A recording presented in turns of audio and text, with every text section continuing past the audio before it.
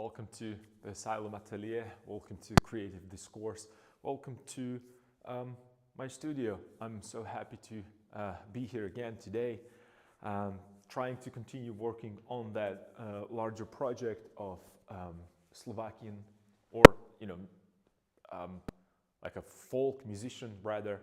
That would be probably the best example, because it's a commission. Plus, I'm more thinking about this as a portrait of a culture rather than like a specific person. So there's a lot of elements from my region there.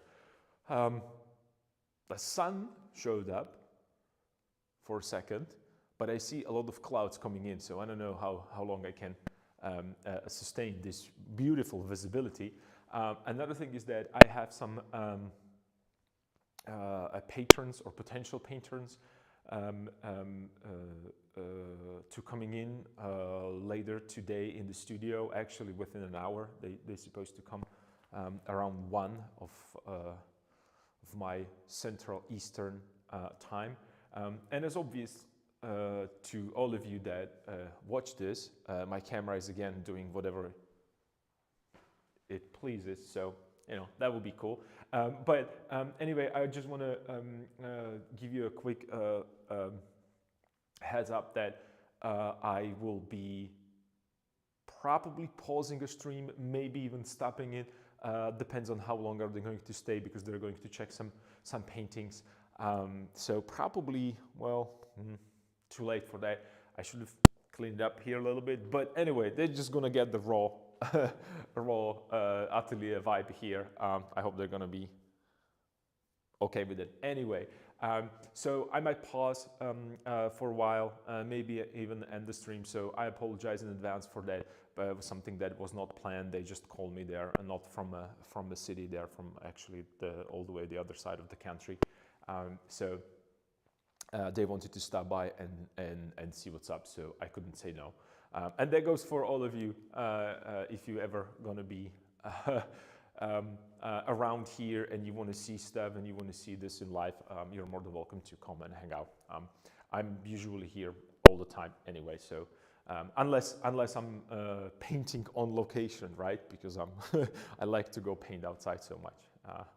That's an internal joke for those of you who don't know me. I'm a pretty much the best example of of atelier painter that might be there, because I like to be here.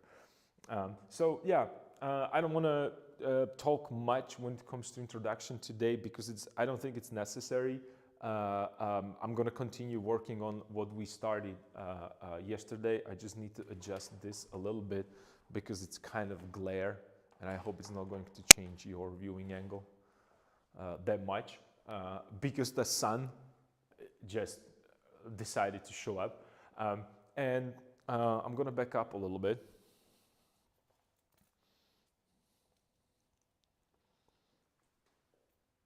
What's happening here? Yeah, I think this is okay. So as I was talking about yesterday, there is an enormous amount of things that I have to work on at this stage. So what I did was I actually saved a little bit of that pigment that I was working on yesterday. I put it on the side of the palette. So I'm going to reuse the same mixture, only because I'm going to work right now with the portrait. And I have to figure it out how to do a portrait. So I might actually even lower this down even more. So actually, it's not going to be on the easel. It's going to be on the floor, leaning on the easel, because it's just too high for me to work this way. I don't want to look up. It's kind of one of the issues that you might run into with your work as well, is that I still want to be able to back up and see the whole painting from top to bottom. So ideally you want to be somewhere in the center of your canvas. It's not always the case, so you have to be ready for these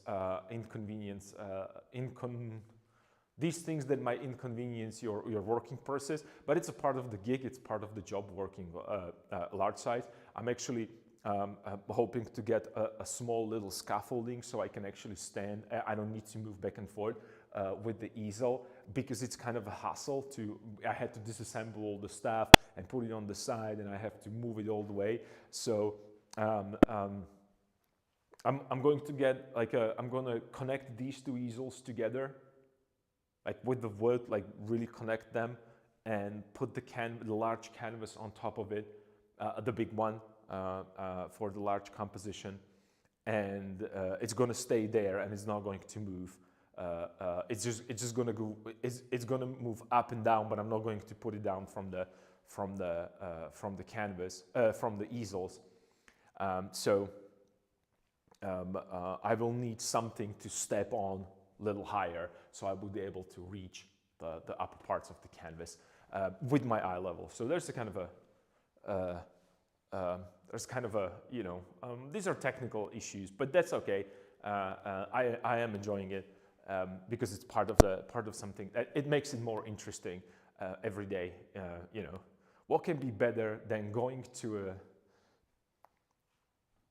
a studio and thinking about, oh, how am I going to move my scaffolding around so I can paint properly? That's just, I don't know. For me as a painter, that's the feeling that I was, from the first moment of me venturing into painting, was that I want to do frescoes, because I was so amazed by the technique. So I was always thinking about, oh, I'm just going to be working on the scaffolding. And then I realized that, oh, in order to get to that level, you have to go from the small paintings or the learning and the process and so on and so forth.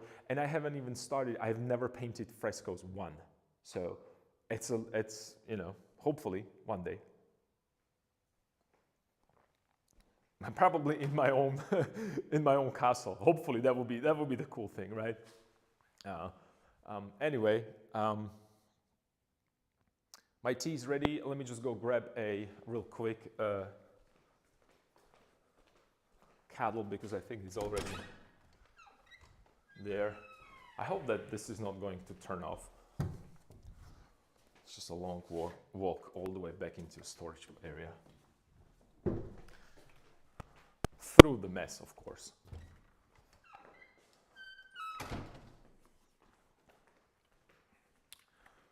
Ta-da, I'm back from the Helm's Deep.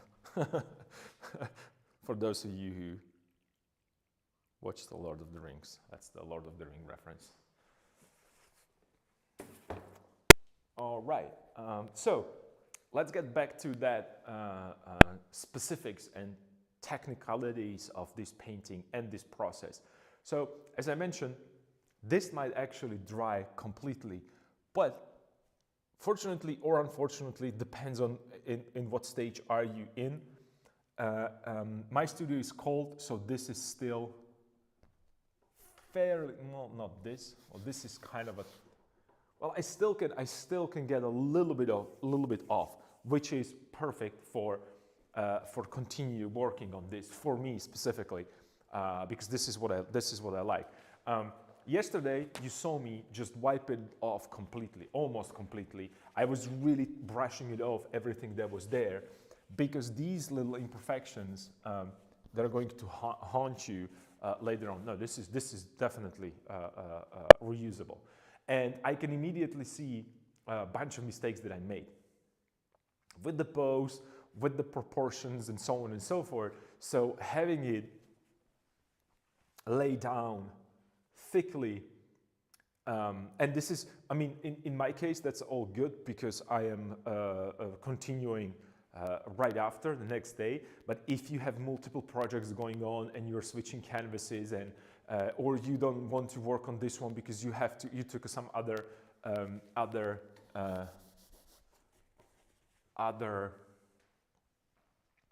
commissions, let's say, or you venture somewhere outside to paint, whatever is the case, you might let it sit and it's going to dry completely. You're not going to be able to get rid of these, only to repainting them. And if you want to keep that kind of a sketchy, you know, flowy and unfinished underpainting, Grisaille, if you want to be like super technical, even though it's hard to say for me if this is considered a Grisaille, I don't know, because well, this might be actually, how would I describe something that is,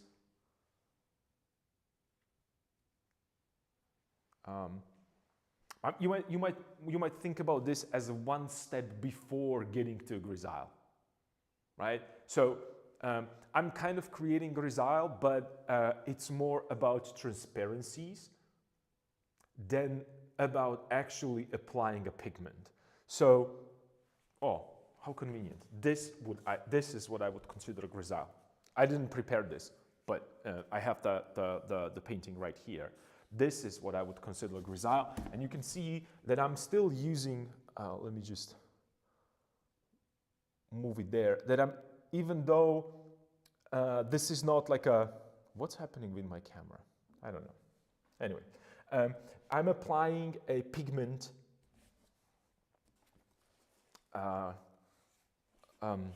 opaquely, but I'm still leaving some transparencies like in the areas around here, because well, the moment that you start adding white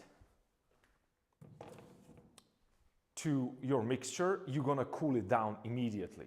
So what I did, I was thinking about the shadows the same way that I have them right here. And right now, the moment that I'm gonna start bringing values into this painting, these shadows immediately going to turn extremely warm. Almost like it's gonna burn your eyes. And also, you're gonna start running into problems like, oh, this is not dark enough. Well, it seems like it's dark right now because it works with some of these things that we wiped out. It would be dark enough if I place a light value there. That would be all good. But the moment that you would start to get, how would I put this? The moment that you would go into that painting that we talked about, that this is my focal point, I need a full range of shadows and full range of lights, this wouldn't be sufficient enough. Or you could develop only this part, and then you have to leave rest of untouched. Because the moment that I will go all the way down here, I would have to change the relationship between shadows as well. It's just how it is. I don't know, maybe there is an option how to do it a different way, but I don't think I'm aware of that, or I experimented with that. So I have paintings that are half and half, but then I always have to adjust shadows. And the reason, and the way how I would adjust the shadows would be, I would paint into that Grisaille, and then I would actually take a thinned out pigment, and I would make a, what's the word that I'm looking for? I would make it, not scumble, not dry brush, I would make the thin layer on the top. What am I, I'm blanking words. I don't, what am I, what's happening? I would glaze, oh my God, I'm crazy. I would glaze on top of this. I would glaze on top of it darker, richer pigment. So it would create these darker values here. I'm going to try to show it one more time. Like a darker values, oops, it's just, you can see that it's like a darker values like around the area, legs and growing and underneath. And some in the face, because his face was mostly in the shadow, but I didn't want to put it into shadow. I still wanted to show some kind of a features in the face. And this is from the school. It's a study. It has nothing to do with painting in sense of these are really studies, and you should think about them as a studies. This should help you to evaluate or understand what pigments are capable of, right? So before I did that, applied, and this is purely, I think that I painted this with, what is it? I think it's white and mixture of, I think it's the same mixture. It might be either ivory black and burnt sienna, or yeah, it's ivory black and burnt sienna plus charcoal, because I believe that before I started, I made, actually this is a paper. So the process was, it's a paper stretched on the board. It's 65 by 90, just random size in centimeters. So I stretched the paper. I made a drawing. I took PVA, which is glue that is synthetic, that dries transparent. So there was a drawing laid down right there. With charcoal. I fixed it with a fixative so it doesn't smudge. I waited till it dries, and then I took PVA, covered with the PVA twice, and then on top of that, and on top of these two layers, which are protective layers, I'm trying to protect the paper from oils. Then I would do this on top of the drawing. So my drawing was laid down first, and then as I made these two layers of transparent glue, or PVA if you wish, it kind of died out on me, right? So it kind of went into that, not died out, it was a little blurrier, it wasn't as sharp, and then I put a underpainting on top of it, and it kind of pushed it into a background, so I could see the whole image as it was there, as a shape only, no details whatsoever. And that gave me then option to start adjusting things on top of it. And I took a mixture of that, I believe it was ivory black and burnt sienna, and I started to place shadows and refine the shadows. I lay down the shadows, and then I went with a little bit of white, and I started to place pigments a little bit more impasto. There are plenty of mistakes, I see them right now there, but that's besides the point. When you're practicing, you have something has to give. Sometimes it's in terms of accuracy, sometimes it's in terms of proportions. But you focus on one thing that you're practicing. It's gonna be easier than trying to do all at once. And I can see that what I was looking at. I was looking for application of a pigment and overall effect, rather than just specific, components, to make it accurate. I see legs might be, but besides the point.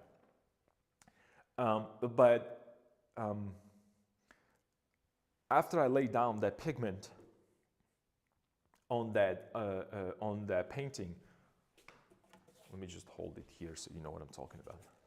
So let me just move my Rembrandt. Well, it can survive a little bit. So the moment, is it, okay, I don't think it'll have whoop. Okay, all right. So some of these, and it would be better if my camera works, because this doesn't, let's try, maybe it might work.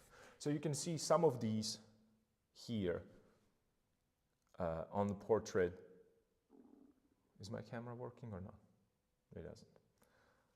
But you have a still image there, so it's fine.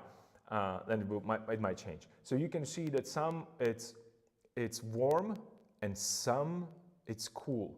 And that's the reason why I like to use a mixture of two pigments. Whether it's ivory or it's ultramarine and sienna, it doesn't really matter. You can choose your own.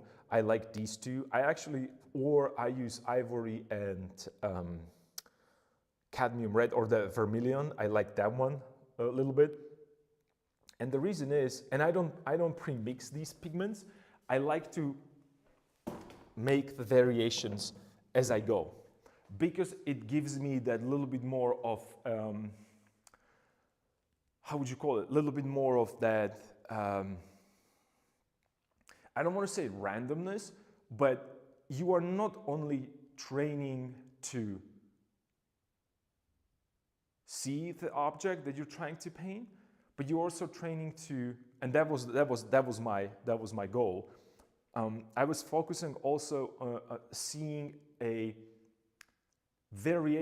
slight variations between warm and cool within the same value, or very close on the values. So instead of rolling a form just strictly with values, you can then go one step further, and let's say that you have a 10 value scale.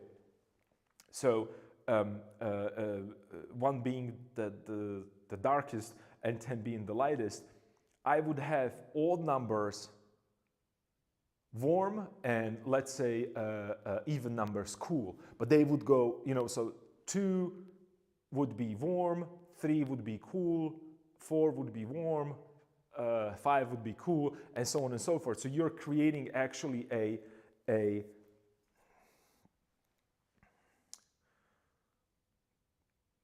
little bit more for my eye, and something and stuff that I like to paint, a little bit more interesting painting. So it's not as easy as you might think, but it's rewarding, because having a classical Grisaille done, and you can just Google Grisailles, they all look way too blue or way too brown all the time. And the moment you start varying things, and then on top of that, I also work with transparencies, which is another cool thing, and that's that I can come on top of the painting and not only use it opaquely, but then I can actually glaze stuff on top of it. So I would take the same mixture that I had, which would be, in this case, it's ultramarine and burnt sienna. I would take the same mixture, I would dilute it with the medium, and then I would glaze somewhere where I wanted to be warmer. And then when it lays down there and it dries, I could come and dry brush on top of it, for instance, with a cooler variance of the same pigment. So it's just so many variations that you can get out of 3 colors, and you can make, actually, that's something that it's very close to what Delacroix was talking about, that give me a mud and I can make it shine like a sun, or what's the I don't know the exact, I'm paraphrasing it. So I hope that it was Delacroix, that I'm not mistaken. So let me just get a sip of tea, because I just started to talk too much again. Enough.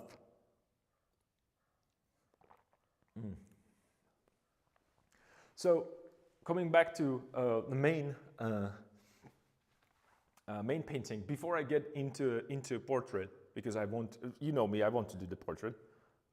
That's something that I really enjoy. I prepared Rembrandt. Rembrandt is right here, stand by, because I haven't pulled that book for a while. I know that you were concerned about where the Rembrandt is, but he's here. He ain't going nowhere.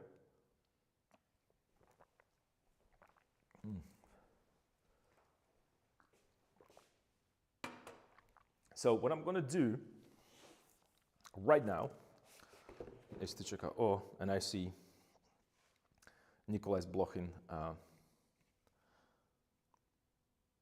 greeting card immediately there.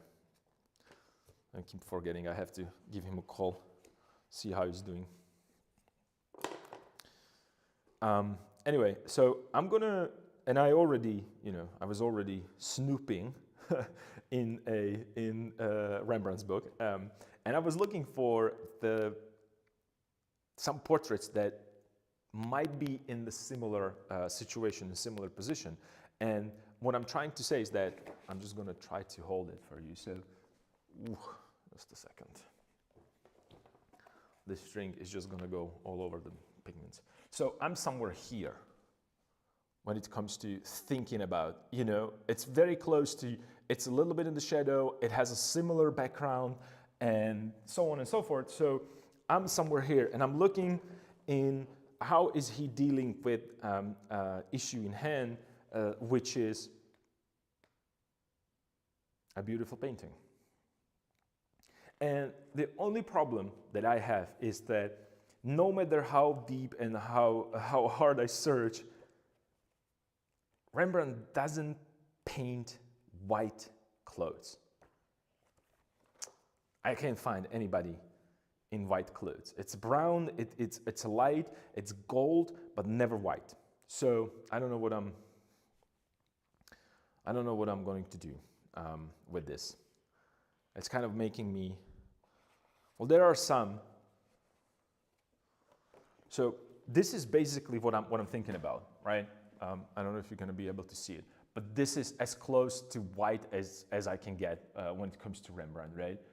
So this is going to be my guideline, somewhere around here. I wish I would be able to do, I wish I could get on this level when it comes to those, because these, for me, they look like preparatory underpaintings. And maybe these are already his finals later on, but you can see that he didn't even just, I don't know. It seems like he wanted to work on these more, but it was not necessary. Maybe, I don't know.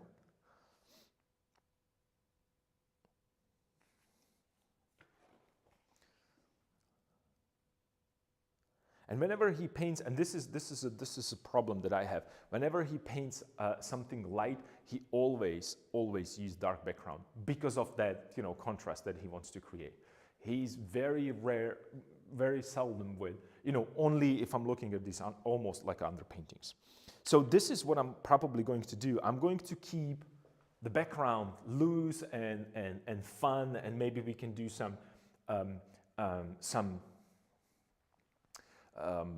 how would I call it? Some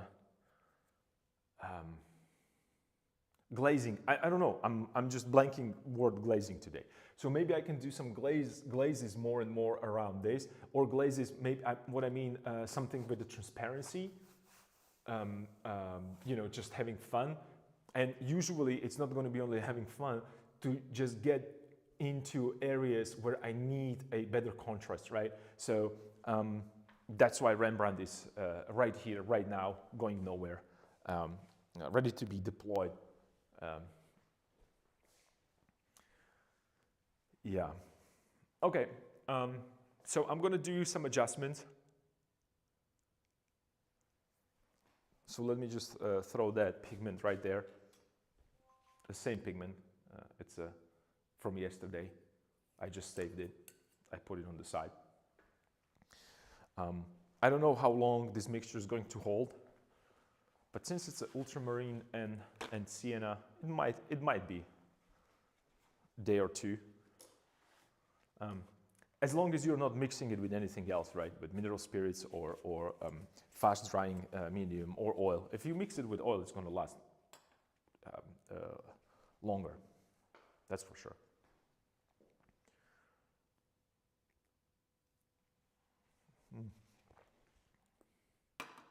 I don't know right now. I'm looking at the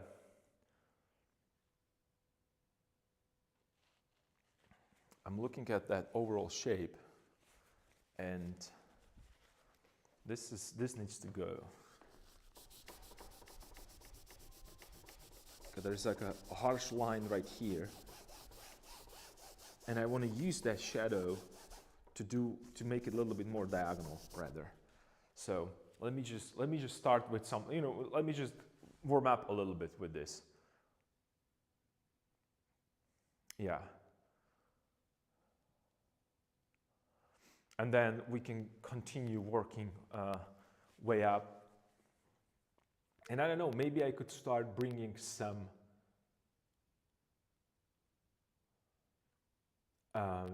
details around here. Maybe start bringing some of that um, uh, some of that, not texture, but some of that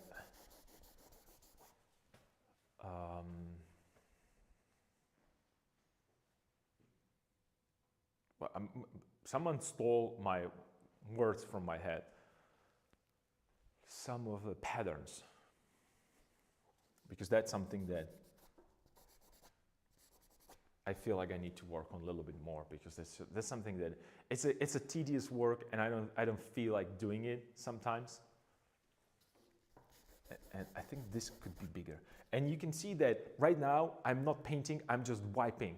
I'm wiping pigment away from that. And I am looking and searching for more interesting shapes. And I'm working from imagination right now, and not working from imagination.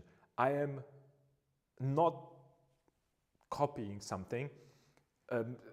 I came here and I still want to be in that process of creating, rather than just blindly copying something, because I don't have a real model here. So what I'm doing right now, I am assessing this painting or underpainting or Grisaille or whatever you want to call drawing. You can definitely call this drawing. I'm trying to assess this from point of view of just pure, do I like it or not? So that's what bothers me. What bothers me, that's what's in my head right now. Everything else is just kind of like secondary.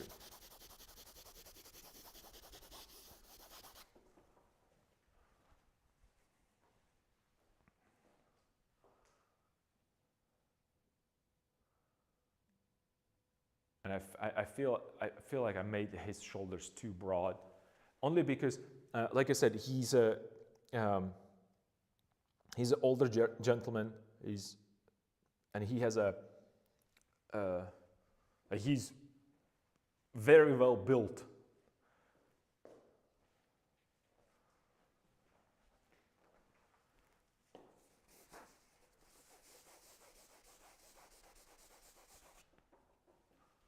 I would say that he thoroughly enjoys the spoils of his work. I'll put it that way. That's just that's probably the closest I can get without being super specific.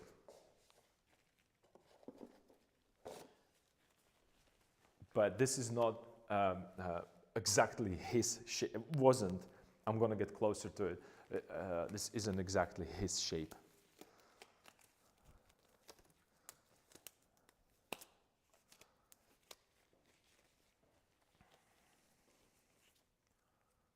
So the gloves are on.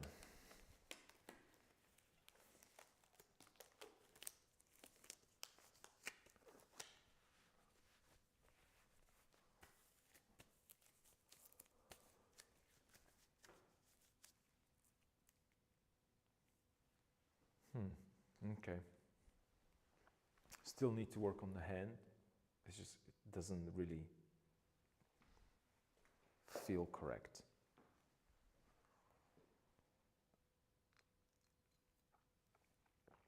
And the problem is that if like I said, if this would be dry, I wouldn't be able to do these adjustments right now any other way, but actually coming in with opaque pigment, which is extremely annoying if you want to keep that, transparencies.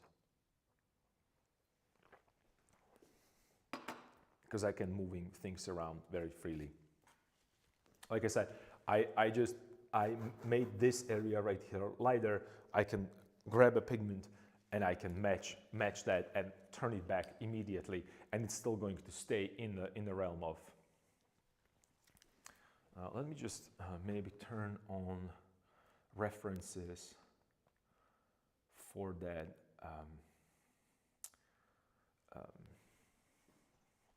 For the garment, because I'm not sure how big, what all consists off of this vest. And maybe I could put a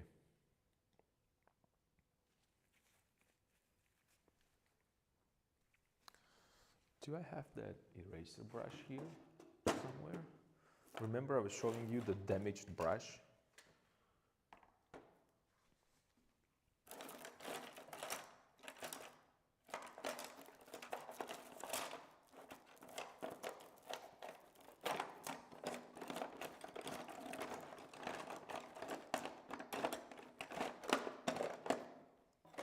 Where are you, eraser brush?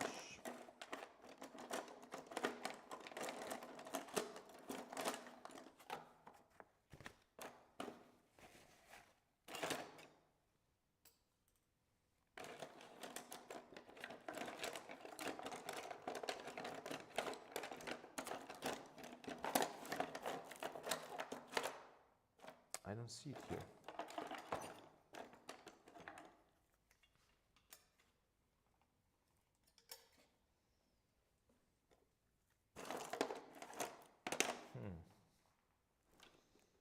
Wonder where did I put it?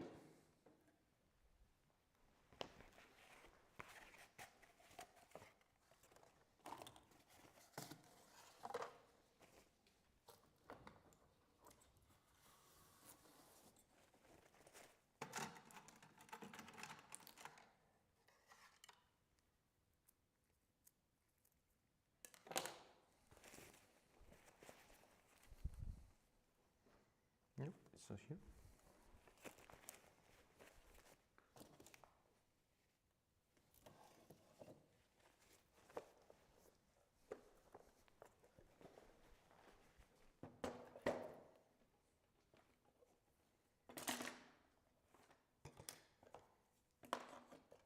Okay, I can use this.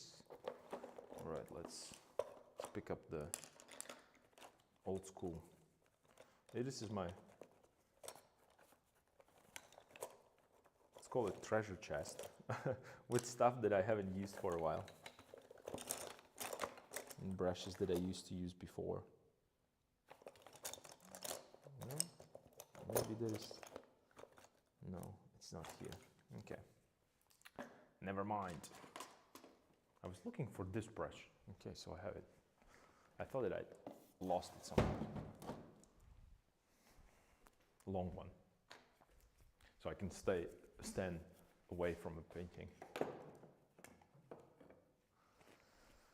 All right, I'm gonna use these. And you might not, I don't know, these might be called brushes, but these are for sculptors. So this is like it's like a rubber brush.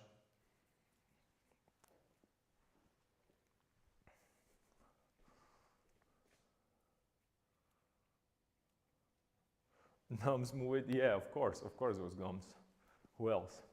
And what I'm using this for, it's just getting rid of a pigment.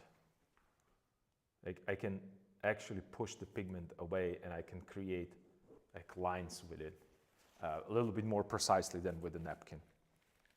So I'm gonna get into this and maybe think about some of the patterns. And I don't know why what happened in my head when I was there for the photo shoot. I didn't take pictures of patterns, like on the coat. Maybe because I thought that this is going to be enough. Well, see. And then let me just push this a little bit more this way.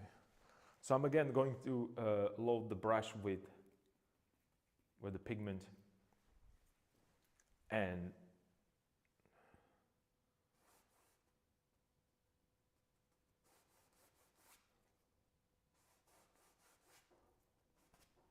start working there. And you can see like this is way darker and the harsher line. You can see it immediately on that shoulder. And I don't want it to have there because this should be a soft edge that goes in there. But it's okay because I can soften it. That's fine.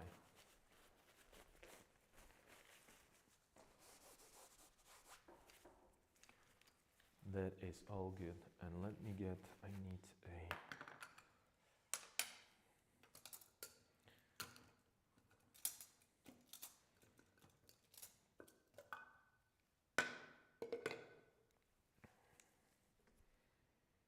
Okay, I need to put, I like that. I have one jar right here, one is right here, one is here. I need one more here to make it symmetrical.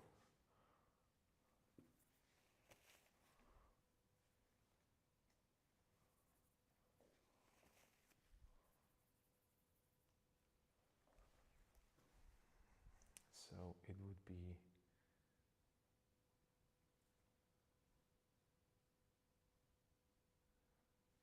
like so.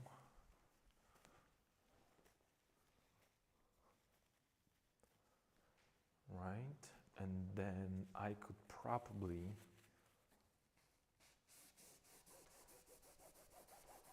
wipe this right here because that's where the angle is going to change. So that's where his arm should be, or could be, rather. Yep.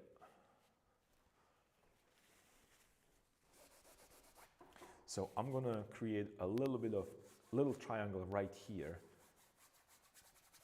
a slightly darker value. And the reason is because I want to create that feeling of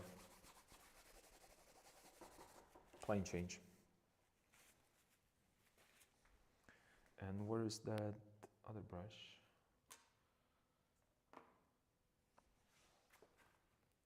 I guess it's here.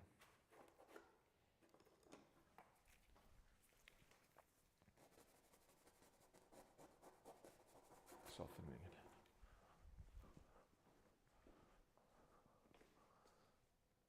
So you can still see that, oh, it's sleeves, it's right here, this is where the sleeve is, but I'm trying to show a little bit of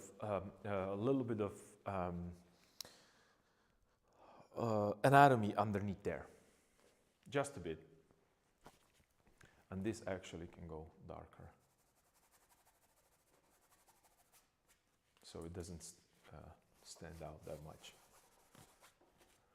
right? And I can maybe soften this, so it just kind of rolls away from us. And me doing this, it simply helps me to, like I mentioned before, separate some of the issues.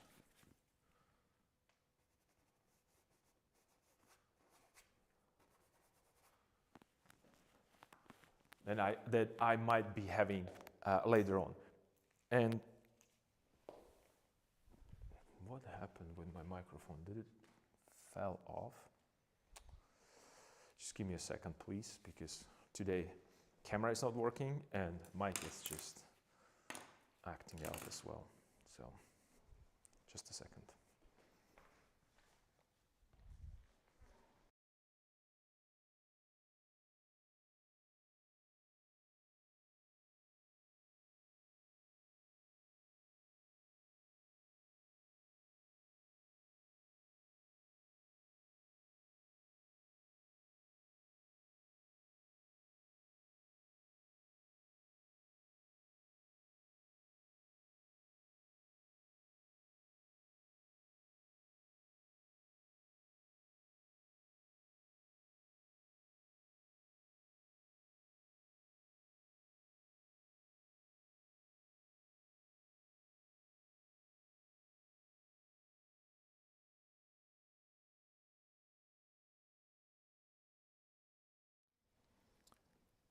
Okay, I think it should be all right now.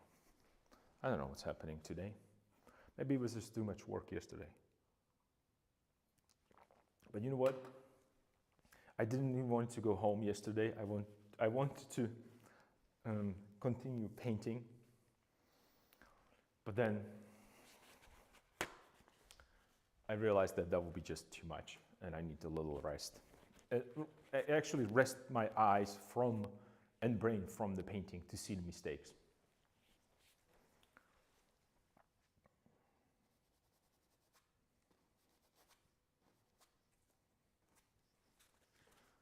So there could be a little shadow there.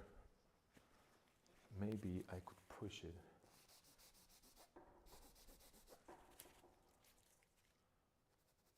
A little bit more like here.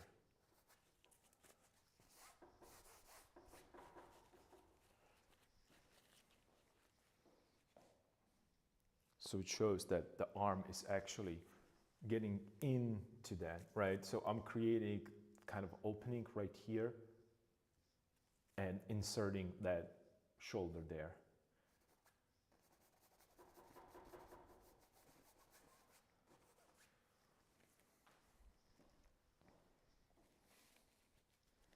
And I'm thinking about what would be the best way to show it.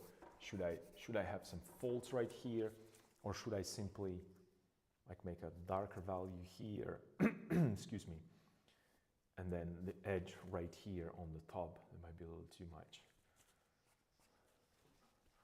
Right, so I want to show that I have remember we talked about this in length, that I have top plane, I also have a side plane of that garment, right? So sometimes I see this with students especially, that they just go from one piece of clothing to another, to a neck, and then up as one continuous line. But it works like a steps, right? So if I'm layering something, I have a shoulder, and the shoulder has a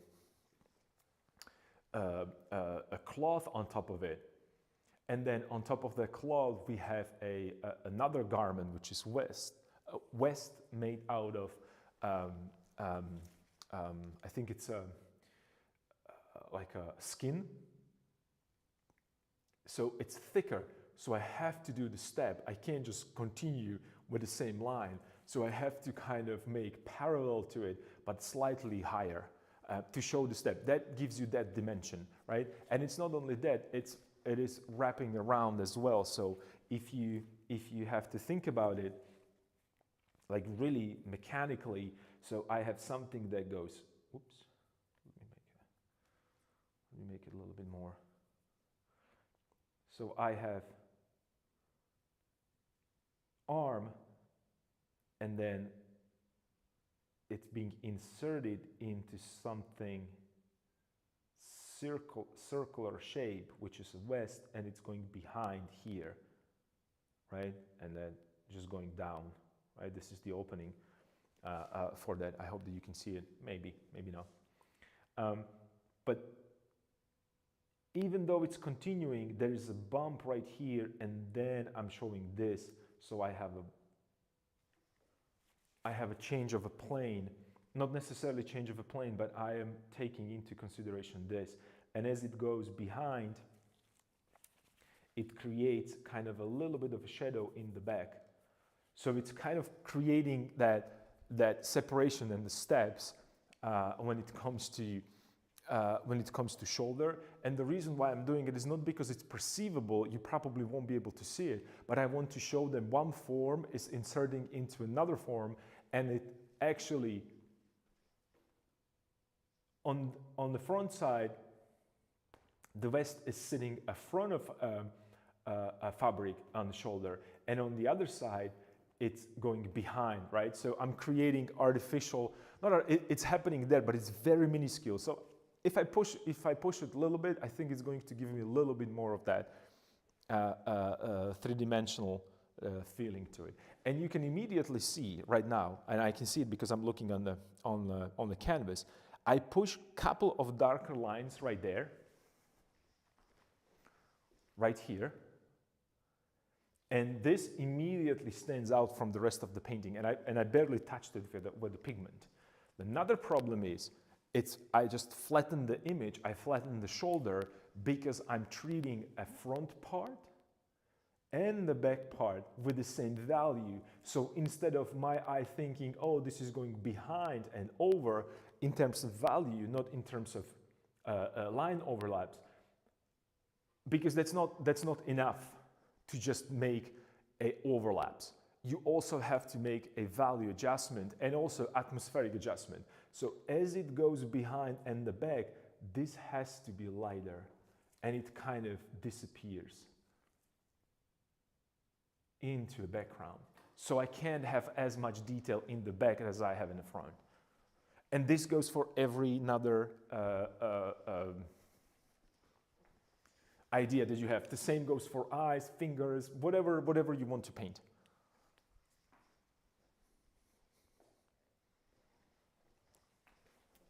And the other thing is, more detail you're going to add,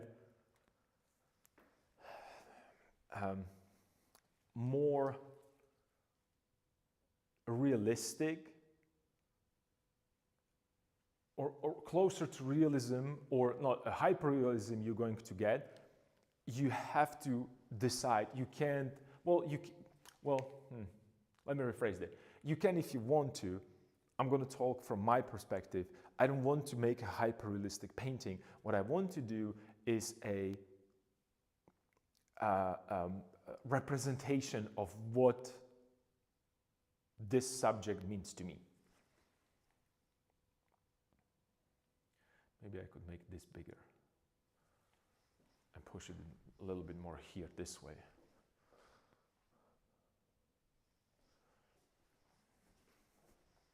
Maybe that's too much, because then, see, let's test it. Maybe it could go, the shoulder could be a little bit more here, and this could be the,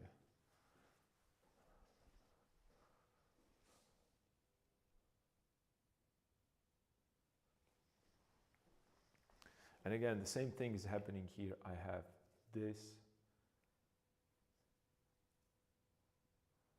and the thickness.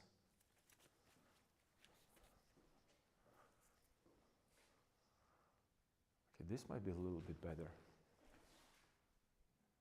This might help that pose a little bit.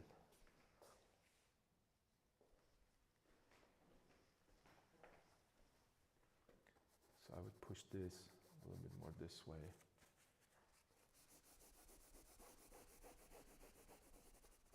Make this value lighter.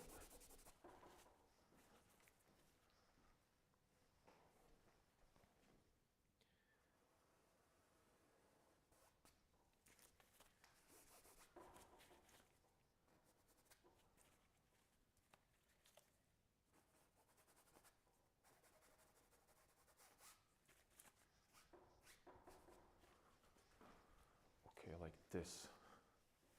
Because what I'm thinking about is that I immediately went, so if this is the bottom of the vest, I wanted to put the shoulder somewhere right here, only because this looks too wide and too short. But remember, those vests are only till here, so it's just kind of a weird thing. It goes against like a kind of a traditional idea of, you know, how low the vest should be.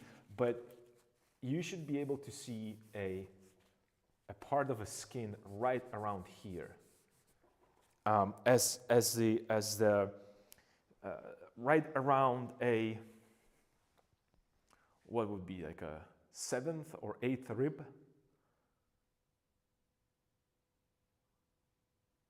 So 1, 2, 3, 4, 5. Well, somewhere around there.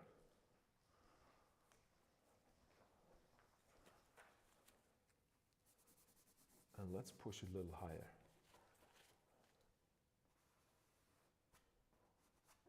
Because remember, this is a traditional costume. This is not something that you could, you know, you could wear today. Well, maybe you could. I couldn't. Well, let's put it that way. I couldn't. I don't have a physique for that. Let's put it that way. And then I can put belt right here, because I want to show a little bit of belt, because it's an important part of that costume. But I'm afraid that it's just going to be too many things around that area of hands, and if I want the hands to stand out, then that might be too much.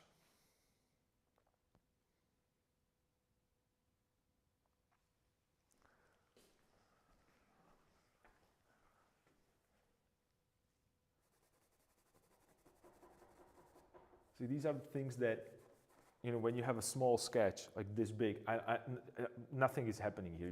It's just a shape, and right now I have to figure it out what's going to be there. But maybe if I put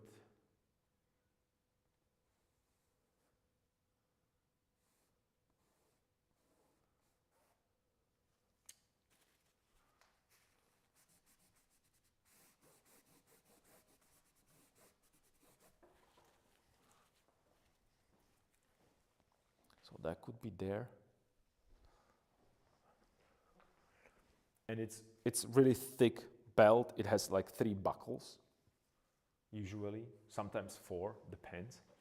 And I was asking, like, why was, again, my question were, like, why do we have such a thick belt?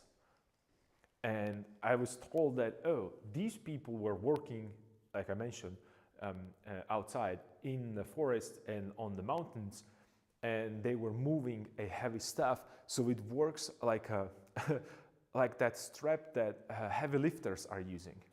And same goes for their wrists and also for their ankles. They wear like these like braces around as a support to not get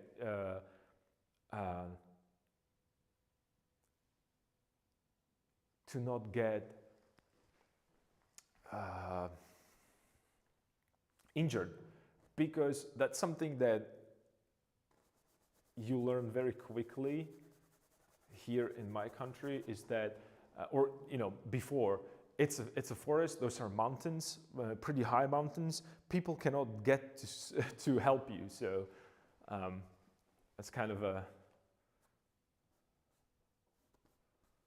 So maybe I could show a little bit of here, that like a little smudge. And I'm doing these adjustments right here with values because I want to show the separations between things, right? So you remember I talked about landscapes and landscapes paintings. And like I'm thinking about this,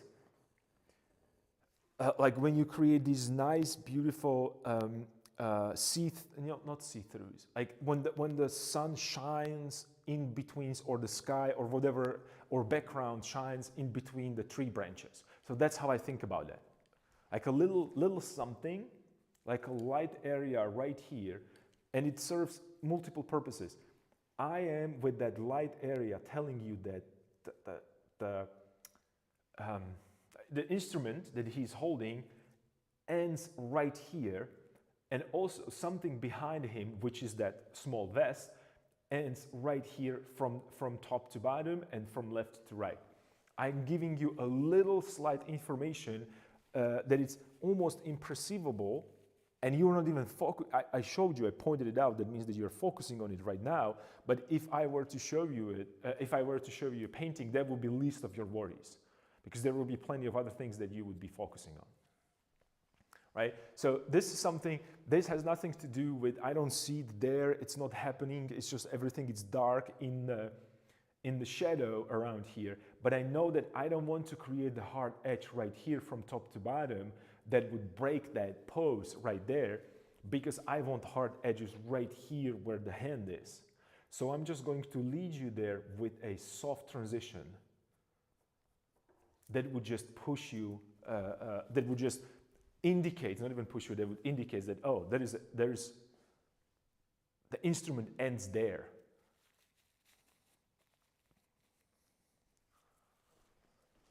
Which means that I could then make this in the shadow, and I don't need to make that, right? So instrument here disappears, because the value of the turning form and the value of the garment, the black coat that he's wearing, it's roughly the same, but I still want to show you a little bit of that,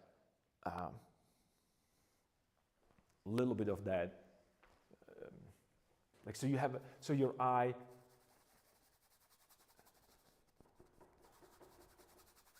have some point of reference.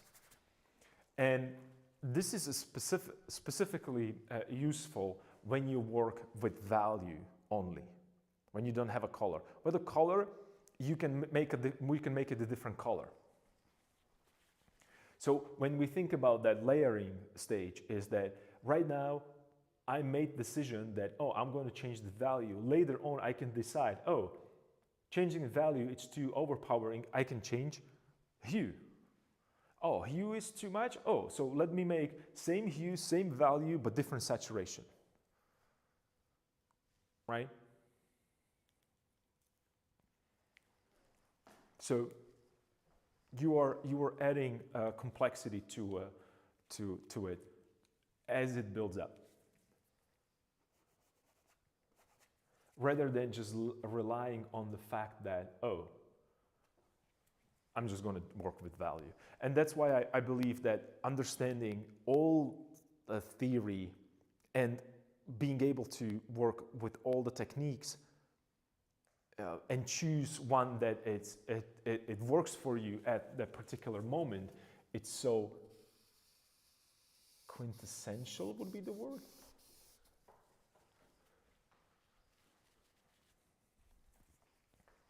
I don't know if it translated properly, because I don't know if I'm pronouncing it as it's supposed to.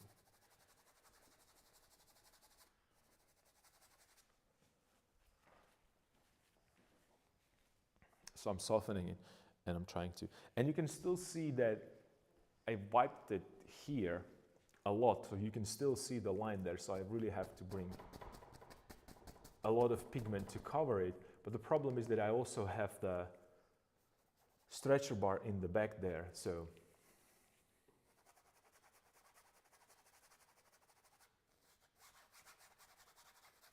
and this is not necessary. I'm just showing you how to deal with it. And right now it's too dark, and then you just go further and further, and then you decided that, oh, I don't care. I know that that's not the main thing. Let's move on. But I can see the line right here, and the reason is because this line is created by me pressing on the canvas, and canvas is actually pressing on the stretcher bar from the back. So it's just annoying for me to look at that because it's just breaking a composition at this point for me. But let's be it. Let's leave it there. And let's make shadow right here rather instead of a light value.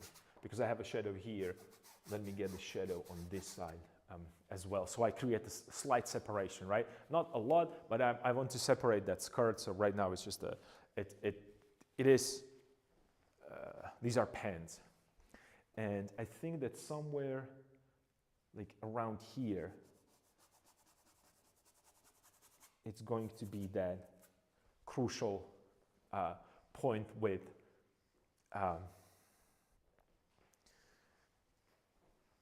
that pattern.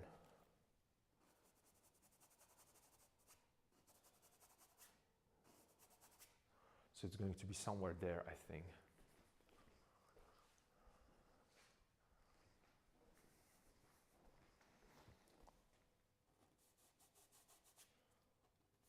More like this.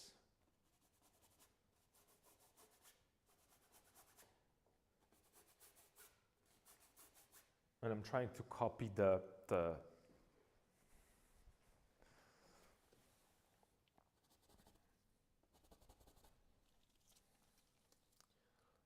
so it's here, here, so it's going to be here, because it abruptly switches. It's going nice here, here, then here, then here, up and up. So this is somewhere, you know, I'm thinking about also the folds, and I'm trying to show the form. And you can see like it's overpowering right now everything, that area right there, because it's too dark, too much of a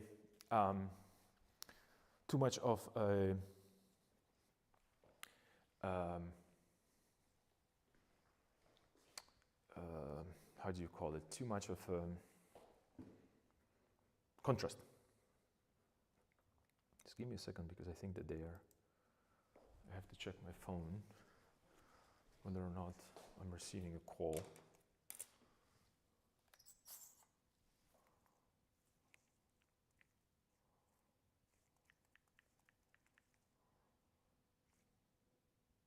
No, not yet.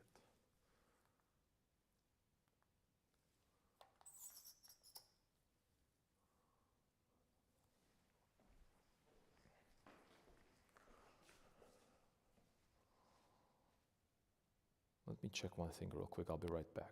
Just a sec.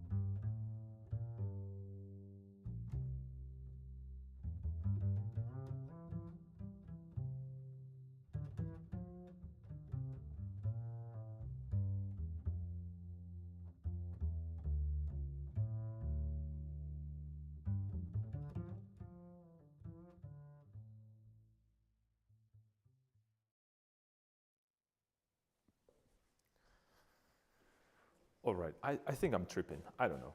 I heard something.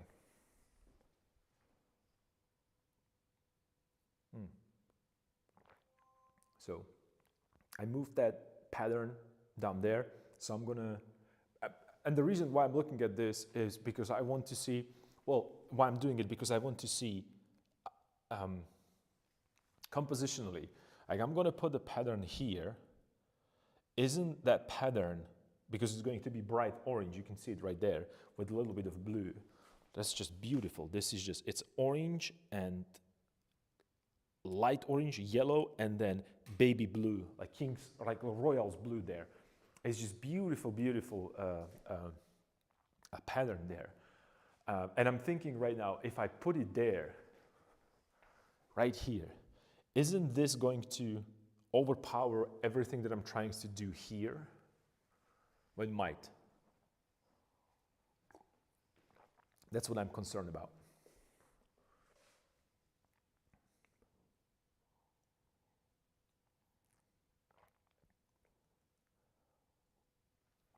Another thing that I'm concerned about a lot is, will I have time to do all the patterns there? Probably not. But what's important today, I definitely need to finish all the drawing and set everything up. Because I have, just quickly demonstrate. So I have patterns. Just want to make it a little. Okay, the camera, I have to do something with, I know this is annoying for you guys, I talk about the camera, but I think, and I should sit down and figure it out, not only talk about it, that it's like some kind of a weird setup is that if it's not moving anything, it just shuts down, and then the moment that I show up sometimes, I just pick up that, oh, movement, I should be working. I don't know, like a battery protection thingy, something set up. Anyway, pattern. So I have pattern right here at the edge of a sleeve that I have to deal with, right? It's going to pattern right here. It definitely has to be there because that's going to beautifully kind of leads here, and then over here is going to add a beautiful, nice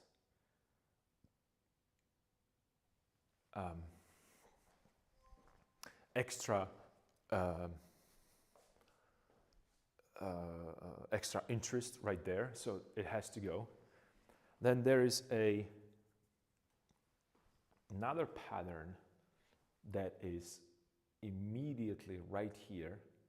See, and then if I have a pattern right here, I'm just going to show you, I am kind of hitting the same area where the belt is. It cannot be that way. It's just going to melt together, right? So I have to, well, this is something that I either have to move it to a different position for sake of composition, or stay true to the vision. What do you think that I'm going to do? Composition first. So I might not be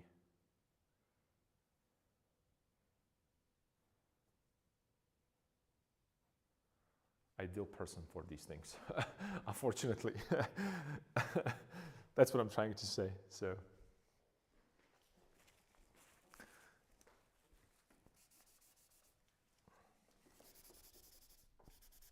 hopefully my patron, or the person that this painting is for, hopefully he's not watching.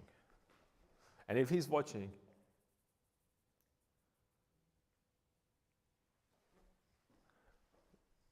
he has to make a sacrifice for name of the art. I was just, you know, I have to, this would make sense to you if you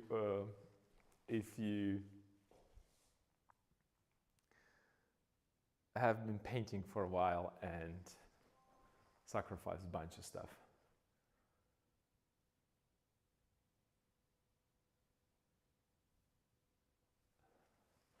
So it could go here.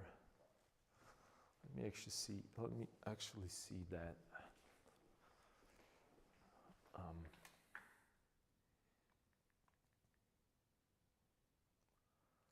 So one here, one there. I'm just looking for the patterns. I guess that they don't necessarily, because I see different ones, I don't think that there is an exact position for these. Like, let's say in a Japanese culture, right, where everything is, you know, set up a specific way. It seems like this has a little bit more.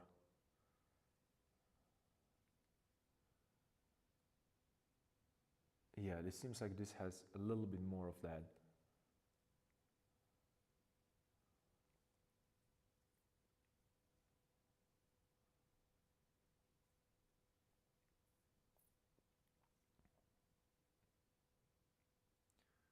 Well, I'll do whatever I want vibe.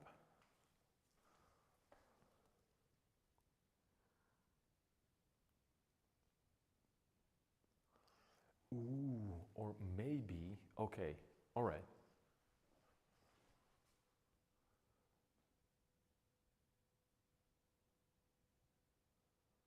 But then it's going to be difficult to decipher whether or not this is truly a. So maybe I could put vest right here, right, all the way down, because I see that they have different types of vests. Like they can have for let's say for winter season, it was not as short. It was a little taller.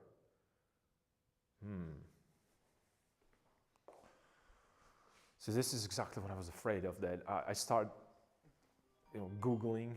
Okay, and the patrons are here.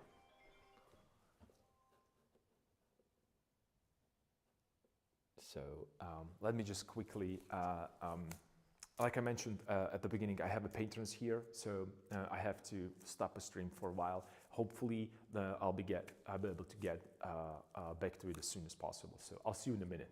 Take care.